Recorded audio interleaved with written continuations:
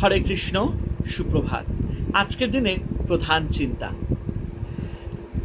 মানবাত্মার আলোক সর্বত্র সেই আলোক বিকিরণ করিতেছে। আজকের দিনে প্রধান উপদেশ, আমাদের সকলের ভিতরে সেই মহারাজাধিরাজ আত্মা রইয়াছেন, তাহার প্রসারের সঙ্গে আমরাও প্রসারিত হইতে পারি, অথবা নিজেদের সংকীর্ণ গুণ্ডির মধ্যে বাঁচিয়া থাকিয়া আমরা একেবারে ক্ষীণ হইতেও পারি। আমাদের বিশেষ দুর্ভাগ্য তখন যখন আমরা দিব্যদৃষ্টি হারাইয়া ফেলি।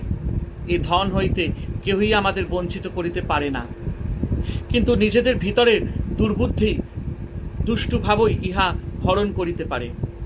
ইহারাই আমাদের প্রকৃত শত্রু, ইহারাই আমাদের প্রাপ্য দৈব সম্পদ হইতে প্রবঞ্চিত করে। আজকের দিনে প্রার্থনা, হে সর্বজ্যোতির্ময় প্রভু, তোমার অনন্ত আলোক আমাদের জীবনে বর্ষণ করো। ইহা যেন কেবল জ্যোতি ও আনন্দ বিকিরণ করে। তুমি তো জ্যোতি, সকল বস্তুর মধ্যে তুমি নিজেকে প্রকাশ করিতেছ। আমার প্রত্যেক চিন্তা এবং কর্মের মধ্যে তুমি প্রদীপ্ত হও এবং সকলের কাছে তোমার পূর্ণ আবির্ভাব বিভাসিত করো। হরে কৃষ্ণ। জয় ঠাকুর শ্রী রামকৃষ্ণ পরমহংসদেবের জয়।